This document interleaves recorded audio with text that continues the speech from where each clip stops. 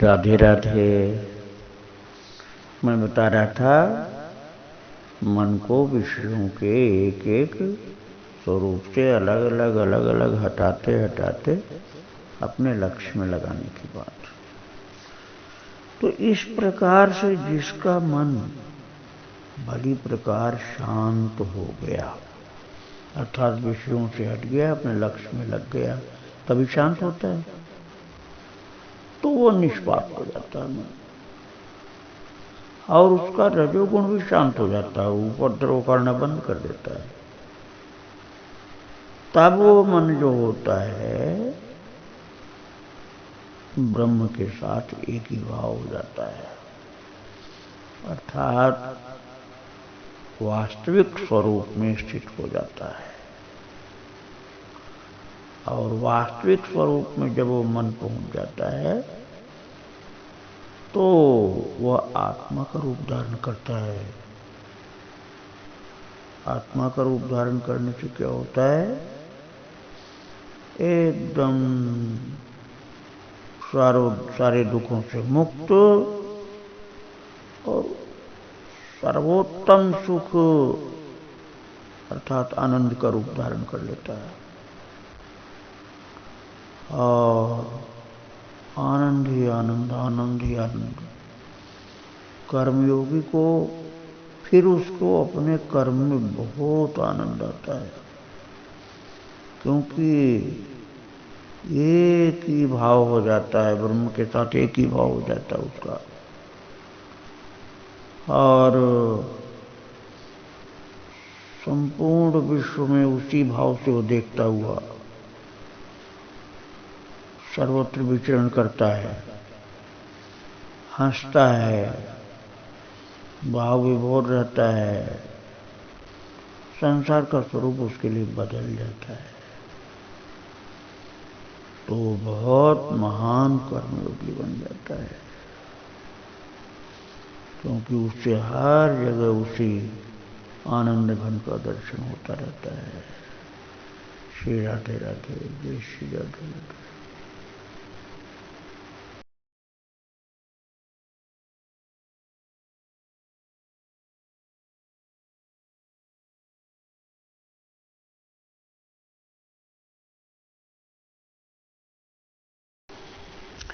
राधे राधे। मैं कर्मयोगी की ज्ञान वाली दृष्टि की बात कर रहा था कि कर्मयोग में कर्मयोगी प्रवृत्त भी रहता है और फिर भी एक ज्ञानी की तरह से देखता हुआ कर्म करता है। अज्ञानी की तरह कर्म नहीं करता कर्मयोगी। अज्ञानी की तरह तो जो कर्म करते हैं वो कर्मयोगी होते ही नहीं, वो तो बद्ध विषयी और जड़ लोग होते हैं। लेकिन निष्काम कर्मयोगी ज्ञानी की तरह कर्म करता है, ज्ञानी की तरह कर्म करता है। इसीलिए कर्म के बंधन उसको कभी नहीं लगते हैं। तो उसके अंदर जो ज्ञानी की तरह कर्म करने का सहज स्वभाव होता है, तो उसका व्यवहार बर्ताव कैसा रहता है, एक बात ये भी समझने की है कि वो अपने जैसा दूसरे को देखता है।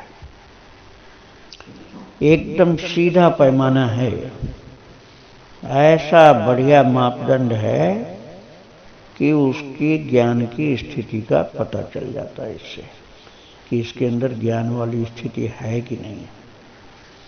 वो अपने जैसा ही सबको देखता है, जो वास्तविक ज्ञानी कर्मयोगी होता है। अज्ञानी होता है वो कर्मयोगी नहीं हो सकता, वो तो कर्म में बद्ध प्राणी होता है। कर्मयोगी की दृष्टि ज्ञानी वाली होती है, इसलिए वो कभी भी उससे दुष्प्रभावित नहीं होता किसी कर्म से। उससे उसको हमेशा सीख मिलती है, शिक्षा मिलती है। तो उसके अपने जैसा देखने को दूसरे को देखने का अभ्यास रहता है। अपने जैसा देखने का मतलब क्या है, जैसे हमको दुख होता है, सुख होता है, शरीर में जाड़ा लगता है, गर्मी लगती है, पीड़ा होती है, ऐसे दूसरे को भी होता है जाड़ा गर्मी दुख दर्द पीड़ा। तो दूसरे को भी हम अपने कर्मयोग के द्वारा ऐसे सुख देंगे जैसे अपने शरीर को देते हैं। अपने शरीर को जैसे सुख देते हैं ऐसे उसके शरीर को सुख देंगे। तो अपने जैसा भावना हो गई। एक संत को उनकी माँ ने कहा था कि जाओ उस पेड़ की छाल को छील ले आओ कुल्हाड़ी से, उससे दवाई बनाई जाएगी। तो वो बच्चा था, वो संत जो थे ना, वो उनके बचपन की बात है। तो बचपन में उनकी माँ ने कहा था कि जाओ पेड़ की छाल छील लाओ कुल्हाड़ी से। तो पेड़ की छाल तो नहीं छिले, अपने पैर की छाल छिले। और फिर रोते हुए बच्चा आया, हल्का रो रहा था, खून बह रहा था कुल्हाड़ी हाथ में। तो माँ ने पूछा कि ये क्या किया तुमने? तो उस बच्चे ने कहा कि मैं ये देखना चाहता था कि उसकी खाल को मैं छीलूंगा, पेड़ की खाल को, तो उसको कैसा लगेगा। पहले मैंने सोचा अपनी खाल को छील के देखता हूँ, तो जैसा मुझको लगेगा वैसा उसको भी लगेगा। तो ये तो माँ बहुत दर्द हो रहा है, मैं ऐसे छिलता उसकी पेड़ की खाल को तो उसको भी बहुत दर्द होता, इसलिए मैंने उसको नहीं छिला। तो माँ की आंखों में प्रेम के आंसू आ गए। उसने कहा बच्चा, तू छोटा सा देखने में है लेकिन बहुत ज्ञानी है, आगे चल करके निश्चित ही कोई तू महान संत बनेगा। तो वास्तव में वो ज्ञानी योगी बने, ज्ञानी कर्मयोगी बने और एक प्रसिद्ध संत कहलाए। तो अपने जैसा दूसरे को देखना, ये ज्ञानी कर्मयोगी का लक्षण होता है। श्री राधे राधे।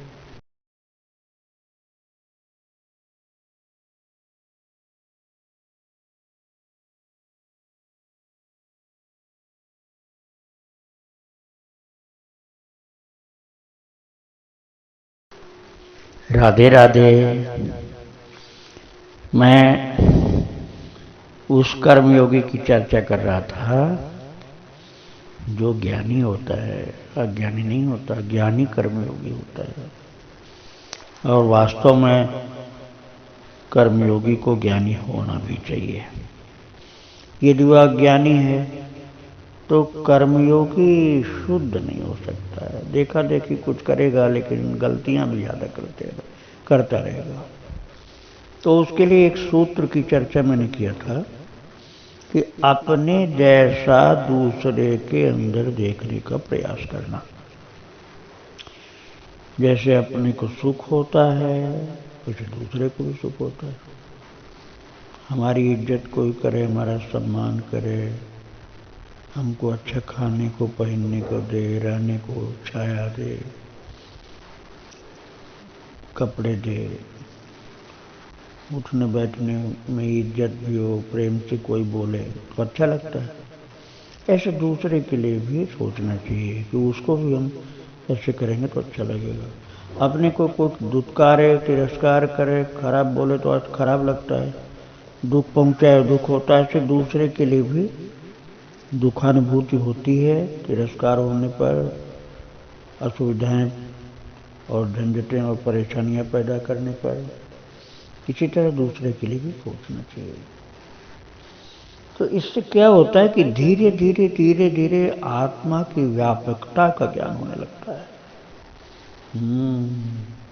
ये बहुत समझने की बात है कि आत्मा की व्यापकता का ज्ञान होने लग जाता है जब अपने जैसा दूसरे को देखते हैं।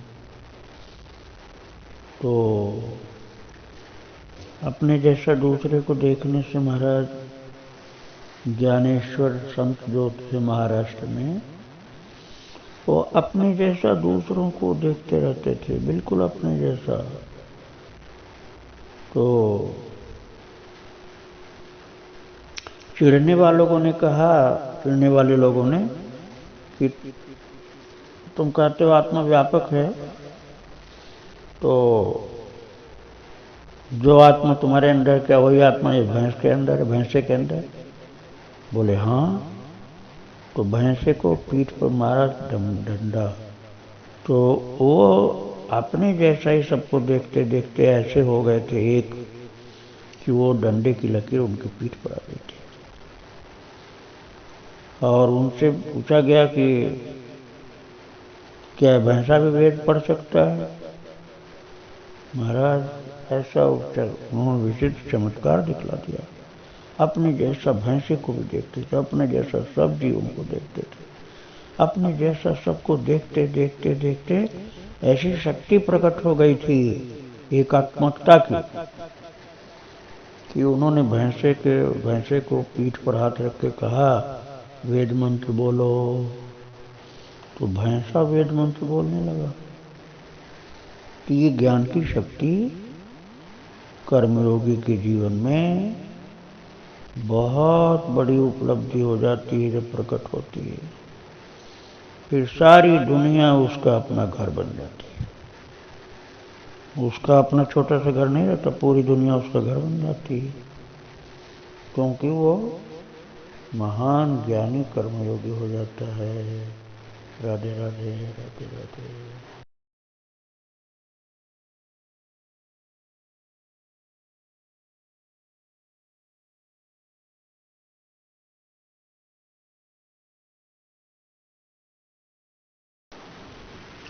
राधे राधे।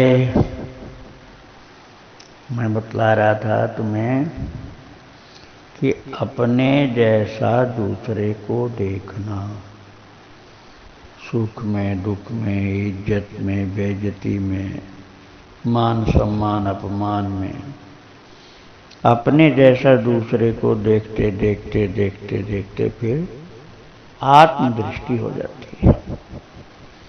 तो आत्मदृष्टि में होने पर अपनी ही आत्मा हर जगह दिखती है, अपने को ही देखता है।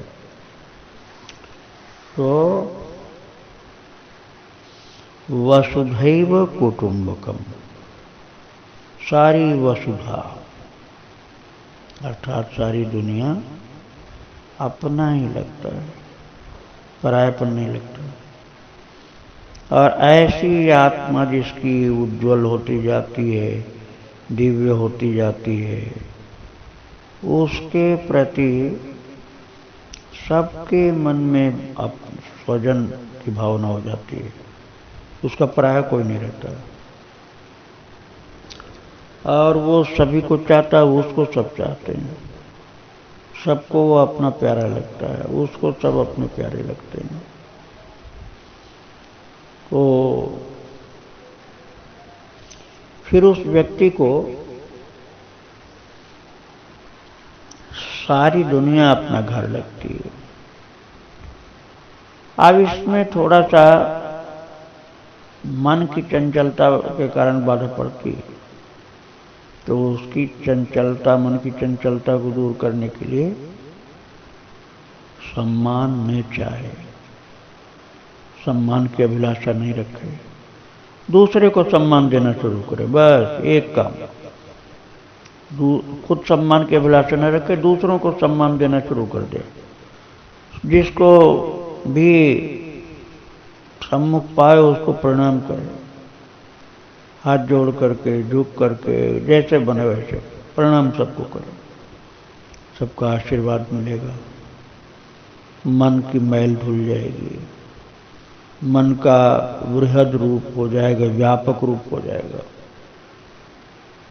सबको प्रणाम करने का अभ्यास करें, सबको अपना, परायापन किसी के साथ नहीं, तो आत्मदृष्टि हो जाती है। अब जो सबका चीजों को अपना माने और अपनी चीज को सबकी न माने तो अज्ञान ही हुआ।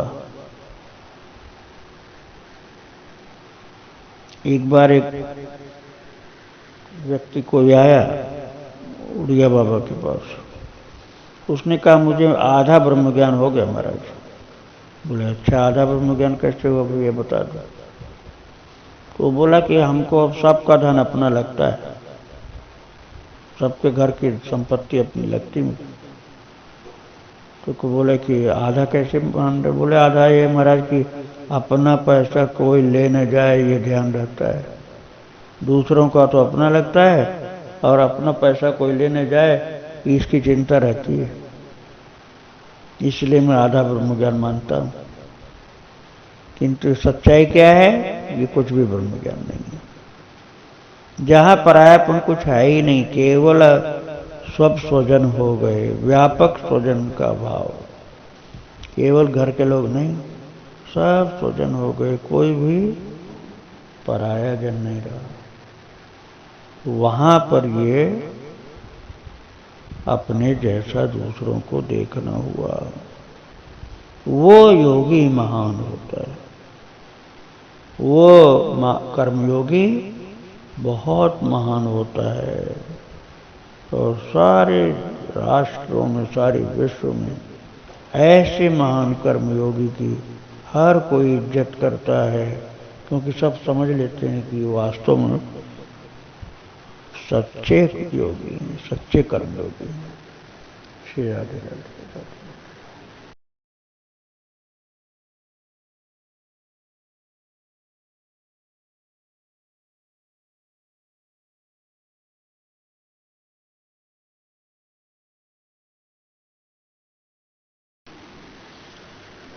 राधे राधे। मैं कर्मयोग के गूढ़ रहस्यों की बात बता रहा था। कर्मयोगी तो अधिकतर, बहुत से लोग, सभी लोग, ज़्यादातर लोग कह देते हैं कि मैं कर्मयोगी हूँ, मतलब काम करने वाला हूँ। लेकिन वो कर्मयोगी सब नहीं होते, कर्मासक्त होते हैं ज़्यादातर लोग। कर्मासक्त मतलब कर्मों में आसक्त रहते हैं, उसमें अपना लाभ ढूंढते रहते हैं, अपना यश नाम ये ढूंढते रहते हैं, प्रदर्शन और दिखावा चाहते हैं। तो ऐसे व्यक्ति जो कर्मासक्त होते हैं, कर्मयोगी नहीं होते हैं। कर्मयोगी तो इन सब विकारों से मुक्त होता है। करता सब कुछ है, लेकिन वो पूरा का पूरा श्रेय भगवान को देता है। ये कहता है कि मैंने थोड़ा किया भैया, मेरे अंदर कहाँ सामर्थ्य कुछ, ये मेरे भगवान करते हैं। और खराब परिस्थिति को भी, अच्छी परिस्थिति को भी, उसमें सबके अंदर भगवान को ही करने कराने वाला वो देखता रहता है। अपने को तो केवल निमित्त मानता है, इंस्ट्रूमेंट, अपने को उपकरण मानता है कि मेरे शरीर को तो उपकरण बनाया गया है, इसलिए मुझे तो अपनी ड्यूटी, अपने कर्तव्य का पालन करना है। लेकिन वास्तविक कर्ता तो कोई और ही है, और मतलब ईश्वर। एक साधु को सताने वाला कोई मिल गया। वो महात्मा तो अपने मस्ती में भगवान का नाम गाते जा रहे थे। वो इतना चिढ़ा कि उसने डंडा मार दिया बाबा को। और बाबा को डंडा इतना जोर से मारा खोपड़ी में कि फट गई और बेहोश होकर गिर गए। अब वो उनको लोग ले गए अस्पताल। तो अस्पताल में जब इलाज उनका हुआ तो होश में आए। तो होश में आने पर डॉक्टर ने पूछा, बाबा आपको डंडा किसने मारा था? तो बाबा जब होश में आए तो सुनाई पड़ा कि वह पूछ रहे हैं कि डंडा किसने मारा था। तो बोले कि अभी अभी जो हमको दूध पिला रहा था वही मारा था। तो डॉक्टर बोला, दूध तो मैंने पिलाया बाबा आपको। बोले हाँ हाँ हाँ, जो दूध पिलाया वही डंडा मारा। तो लोगों ने समझा कि बाबा का दिमाग अभी सही नहीं है, इसीलिए दूध पिलाने वाले जो डॉक्टर उसको कह रहे हैं कि उसी ने डंडा मारा था। वास्तविकता ये थी कि बाबा बड़े उच्च कोट के ज्ञानी कर्मयोगी थे। संसार के हित के लिए, जगत कल्याण के लिए, परोपकार के लिए सत्कर्म करते रहते थे। लेकिन अपने को कर्ता नहीं मानते थे। वो यही समझते थे इसमें जो भी कुछ होता है सब भगवान करते हैं। अपने को तो करना है, लेकिन अपने को कर्ता नहीं मानना है, कर्ता भगवान को मानना है। ये उनके जीवन में प्रैक्टिकल हो चुका था। तो ये जब जीवन में प्रैक्टिकल हो जाता है, तब उसका मन एकदम शांत होकर के, आनंदित होकर के कर्म करता है, और वो परोपकार की मूर्ति बन जाता है। उसका मन आनंदित रहता है। अब तुम यहाँ पूछ सकते हो कि मन इतना एकाग्र कैसे हो जाता है, तो उसके लिए हम फिर आगे बताएंगे। श्री राधे राधे।